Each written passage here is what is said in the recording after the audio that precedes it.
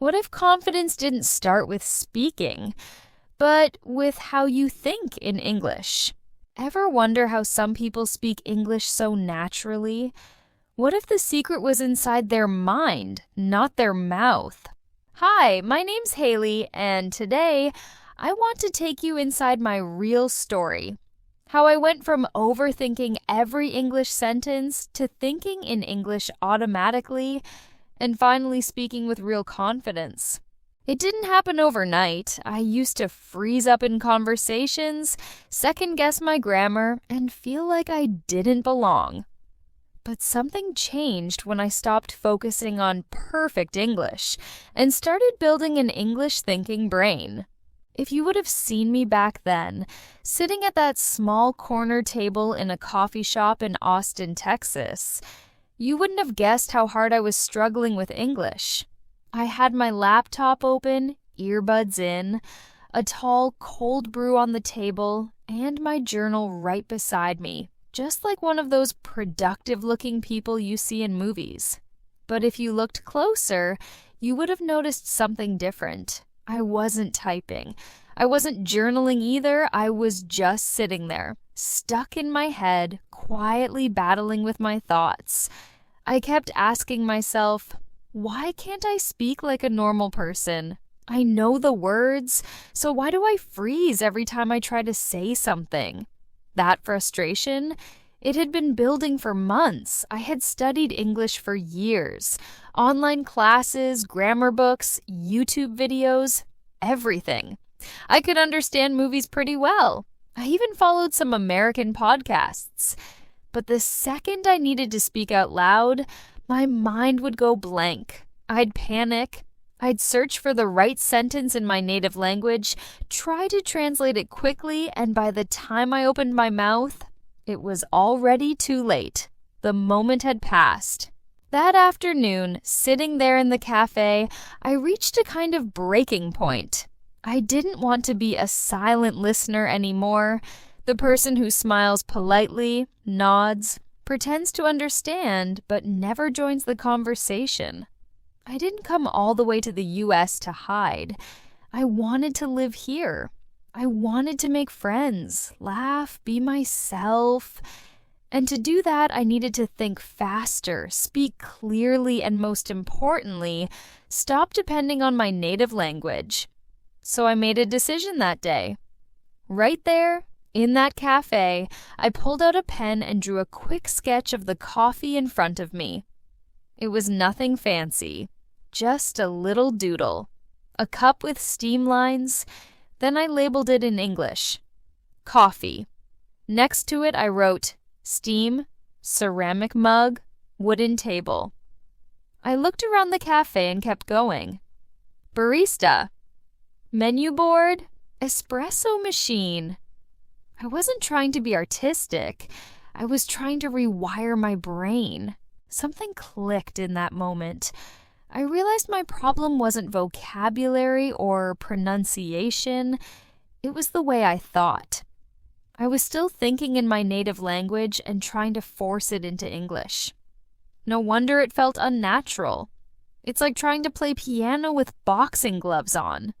So I decided to stop translating completely. I started attaching English words directly to the things I saw. Not the translation of the object, just the object itself and the English word for it. That way my brain could make direct connections without the middleman. That little coffee shop moment became a turning point for me. I started using this method everywhere I went. Walking home, I'd glance at street signs and read them out loud in my head. Stop sign. Crosswalk. Biker in blue helmet. If I saw a mom pushing a stroller, I'd think, she's pushing a baby stroller, she looks tired. I didn't worry about grammar. I didn't need full sentences. I just described what I saw, like a narrator in a movie, but in English. And when I didn't know a word, I'd take a picture on my phone, look it up later, and review it the next day. Over time, this turned into a game. I'd challenge myself to narrate 5 random objects before I reached the grocery store, or name 10 things I saw on my lunch break. It was fun and strangely addictive. Soon, something amazing happened. I started dreaming in English. I remember waking up one morning and realizing that I'd had a full conversation in my sleep in English. It wasn't perfect. I think I called a sink a dish box or something weird like that, but I didn't care. For the first time, my subconscious was reaching for English first. That was the real win. The more I practiced this way, thinking in pictures but labeling in English, the more natural the language felt. It didn't feel like school anymore. It felt like life. I wasn't studying. I was living in English. And I didn't need flashcards or textbooks. My environment became my classroom. Everything around me, the bus driver, the traffic lights, the dog park, even the grocery store shelves, became vocabulary in motion. But the real test came during one of my usual afternoon walks. I was heading to the park, and an older woman walking her dog smiled at me and said, "Lovely weather today, huh?" Normally, that kind of moment would send me into panic mode. My brain would scramble. What did she say? What should I say back? Is my grammar okay? But this time, I didn't panic, because my brain had already rehearsed dozens of weather scenes in English. I had described the sky as cloudy, the air as humid, the breeze as cool. Without overthinking, I smiled and said, "Yeah, it's perfect. Not too hot for once." It was simple, natural. She nodded and we kept walking. It was such a tiny conversation, but to me, it felt like I'd won the lottery. That's when I knew this was working. The mental wall that used to separate my thoughts and my words was starting to crumble. I could feel it, and I didn't need anyone else to validate it. I had proof, right there in that simple exchange at the park. I started expanding the practice beyond just naming things. I began imagining actions in English. When I got home and cooked dinner, I'd narrate what I was doing. "I'm slicing onions, now I'm boiling water. The pasta's almost ready." It might sound silly, but this is exactly what helped me move from words to sentences, without needing to translate in my head. It was real. It was daily life. It was me speaking English with myself. I also started using my phone as a tool.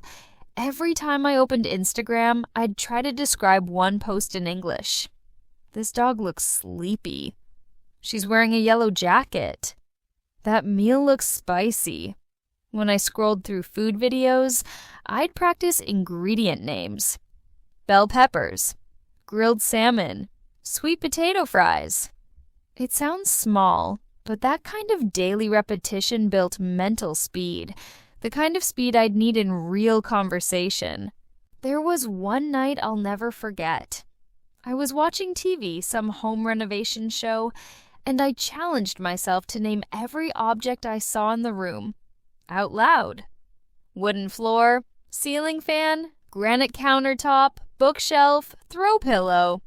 I paused and laughed at myself because I didn't even know what a throw pillow was 6 months earlier. But there I was, casually naming things in English with no stress. It made me realize how far I'd come, and honestly, something deeper changed too. I stopped feeling like English was this impossible thing I'd never master. It stopped being this scary wall between me and the world. It became something I could play with, shape. I felt proud of myself, not because I was perfect, but because I was consistent. I showed up for myself every single day. I practiced even when no one was watching. I turned boring walks into learning sessions. I turned silence into training time. And slowly, the English-speaking version of me started to come alive. But I wasn't done yet. As my mind grew more comfortable thinking in English, another voice began to rise, the one that wanted to speak out loud. I'd been practicing silently, labeling everything I saw, creating this inner English world in my mind. But I knew if I ever wanted to really speak with confidence, I'd have to take the next step. I had to start talking to myself, not just thinking. And that next step, it started the very next morning, standing in front of my bathroom mirror, toothbrush in hand, when I asked myself out loud, in English, "So, what's the plan for today?" That's where everything changed again. After I trained my brain to think in English using pictures and objects, everything started to shift, like I had finally cleared the fog from my mental windshield. But even though I was now thinking in English more often, there was still a gap. I wasn't speaking. Not really. I could describe what I saw, label things in my head, even imagine little scenes. But when I needed to say something, even just a simple thought, I still froze. That invisible wall was thinner now, but it was still there. I knew if I wanted to break it down for good, I had to stop being just a silent observer. I had to interact. Not necessarily with other people yet, but with myself. And that's when I started something that completely transformed my English fluency: silent conversations. I didn't come across this idea in a textbook or a YouTube video. It just kind of happened. One morning, I was getting ready for the day, brushing my hair in front of the mirror, and my mind started racing. Okay, I need to go to the grocery store later. What else? Oh, I forgot to text Sarah back. What should I make for lunch? All those thoughts, like they do for all of us, were coming in fast. But then I had this strange realization they were still coming in my native language. That didn't make sense. I'd been thinking in English when labeling things around me. Why hadn't I trained my brain to think through my own life in English too?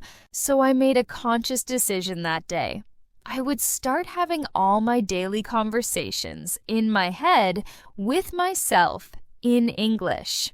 That meant my thoughts about chores, errands, feelings, plans, regrets, memories, and random nonsense. All of it. I would start living in English, not just labeling. At first, it was harder than I thought. My thoughts felt slow, like they had to climb over a hill before they could reach English. I'd start a sentence in my head like, "I need to," and then pause because I couldn't remember the right word. Sometimes I'd give up halfway through a sentence. Other times I'd get frustrated that it wasn't perfect. But then I reminded myself, this wasn't about perfection. It was about practice, and the more I did it, the smoother it got. I began narrating everything in my daily routine. I'd wake up and ask myself, "What's the weather like today?" Then I'd answer in my head, "Looks cloudy, maybe I should bring an umbrella."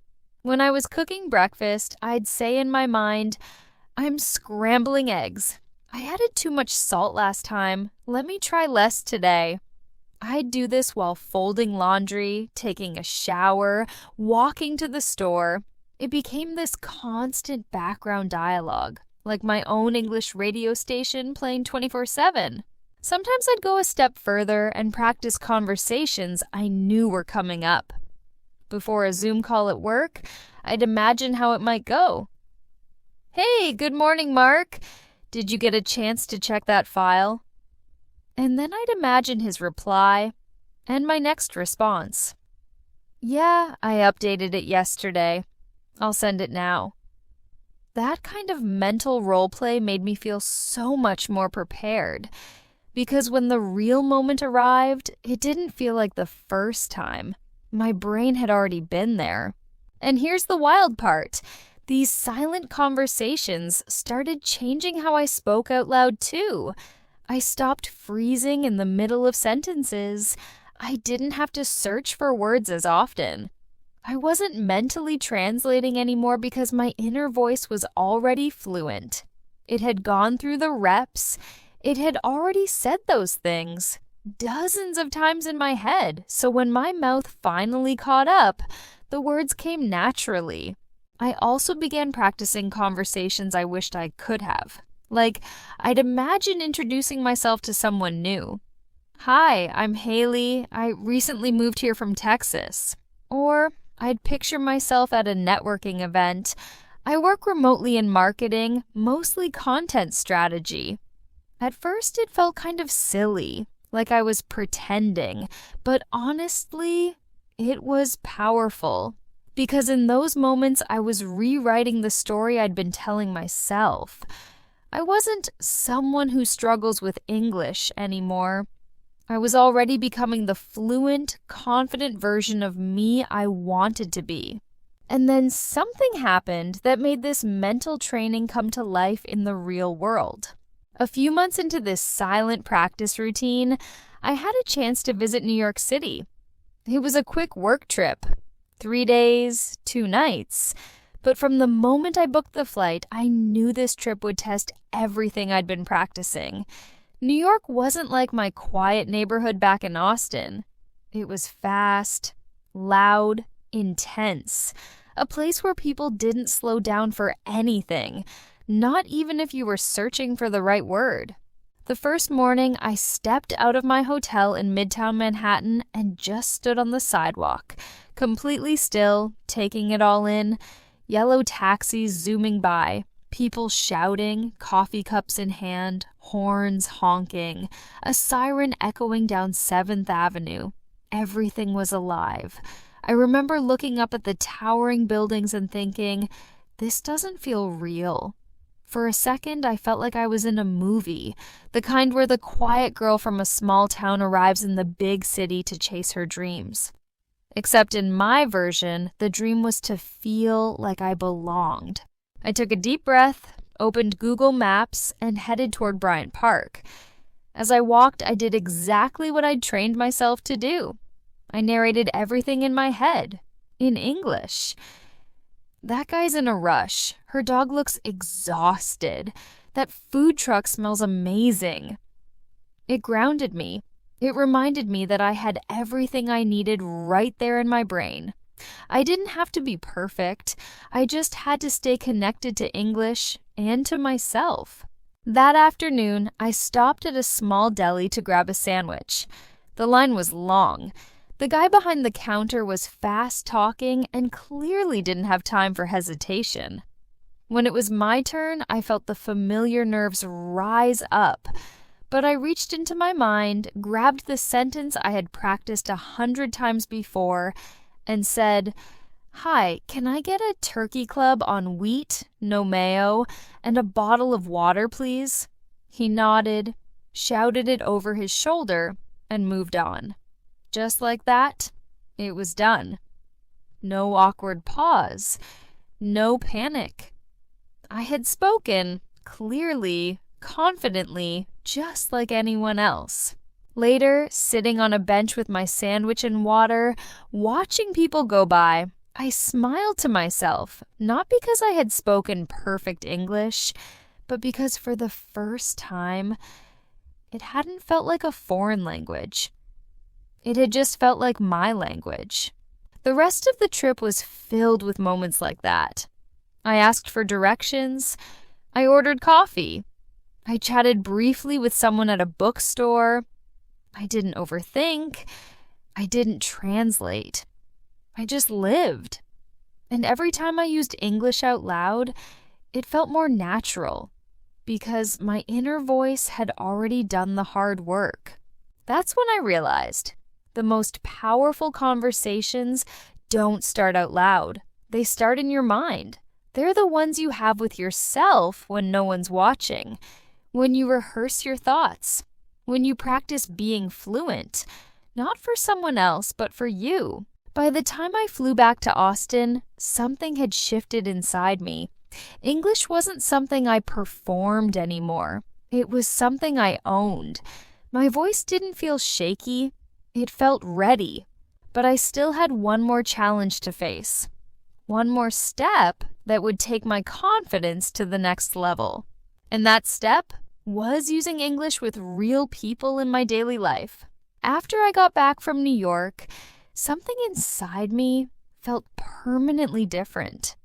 I had walked those busy streets, placed my first real English orders without second-guessing myself, and held my own in one of the fastest moving cities on earth. That trip gave me more than just memories. It gave me proof that my English brain worked. It showed me that everything I had been doing, thinking in pictures, having silent conversations, practicing imaginary dialogues, wasn't just theory. It was preparation. And now it was time to go one step further. It was time to take this new version of myself, the one who could think in English, and introduce her to the real world. That meant speaking out loud with real people in my daily life, and not just for ordering food or asking directions, but in real conversations where you don't know what the other person will say next. And let me tell you, this part was terrifying. Thinking in English is one thing. Practicing with yourself is safe, controlled, quiet. But speaking out loud, in front of people, that's where the fear comes rushing back. What if I make a mistake? What if they look at me funny? What if I freeze? I had all those thoughts. But I also knew something else. Confidence wasn't going to magically show up one day. I had to build it. One awkward moment at a time. So I started small, really small. I decided to challenge myself to have one English interaction per day, no matter how short. On Monday, I asked the girl at the smoothie bar, "Can I get peanut butter in that?" On Tuesday, I asked the mailman, "Do you know if this is the right zip code?" On Wednesday, I complimented a woman's boots in line at Target. I love those. Where'd you get them? These were tiny moments, maybe 10 seconds long, but to me, they felt like little victories. And more importantly, they were real. These weren't rehearsed. They weren't silent. They happened out loud in the wild. I noticed something interesting too.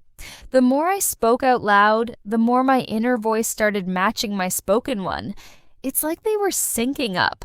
I didn't have to search for words as much. The mental hesitation started shrinking. I could feel my brain responding faster, my mouth catching up. And here's the thing most people won't tell you. Fluency doesn't feel like fireworks or a finish line. It feels like being comfortable enough to mess up and keep going anyway. It's that moment when you forget a word mid-sentence, and instead of freezing, you just rephrase it. You don't shut down, you adapt. One moment that really stands out happened on a Thursday evening. I had just finished a workout at the gym and noticed a woman struggling with one of the lockers.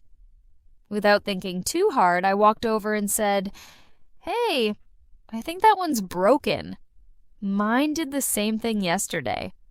She looked relieved, laughed, and said, "Oh, good. I thought it was just me." We ended up talking for 5 minutes. Nothing deep, just gym stuff, the weather, where we both like to eat around town. But that 5-minute chat gave me more confidence than any vocabulary app ever had, because it was real. She didn't know I had been practicing English silently for months. She didn't know I was nervous. She just talked to me like a normal person. And I responded like a normal person. From that day on, I started saying yes to more things.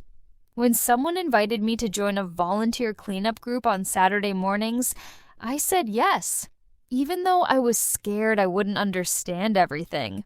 When a coworker asked if I wanted to grab coffee after work, I said yes, even though small talk still made me nervous. And when a local community center posted about a storytelling night, Open mic style. I signed up to listen, not speak. But once I was there, sitting in that warm little room surrounded by people telling personal stories about their childhoods, their travels, their mistakes, I had a wild thought. Maybe one day I could tell my story too, in English. That thought wouldn't have even crossed my mind a year earlier. Back then, just the idea of introducing myself gave me anxiety. But now, I was starting to imagine myself as part of the world, not just watching it from the sidelines. To build momentum, I created a system I called English in the Wild. Basically, I made a list of 20 common situations I knew I'd face each week. Ordering food, answering the phone, checking out at the store, talking to a neighbor, and I practiced each one mentally first, then lived it out in real time. Each time I survived one, I gave myself a tiny reward, maybe a chocolate bar or an hour of guilt-free Netflix. I treated it like training, like I was working out my voice the same way I'd work out my body. And the more reps I got in, the stronger I became. I also started using social media, just a little. I followed native speakers on TikTok, not for lessons, but for their everyday English. How they reacted, how they told stories, what slang they used, and I'd mimic them out loud. I'd sit on my couch watching a clip of someone saying, "That's wild, bro," or "I'm so done with today," and I'd repeat it, not just to say the words, but to feel how they say them. This helped me sound more natural, more connected. I wasn't trying to sound like a textbook. I was trying to sound like myself in English. One Saturday, I was sitting at a local farmer's market, sipping a lemonade and people watching, when I overheard a little boy ask his dad, "Can I pet the doggy?" And it hit me. That phrase, "Can I pet the doggy?" was so simple, so natural, so American. But it's also something I never would have learned in school. It reminded me that real-life English isn't just grammar, it's experience. It's smiles and hand gestures and shared laughter.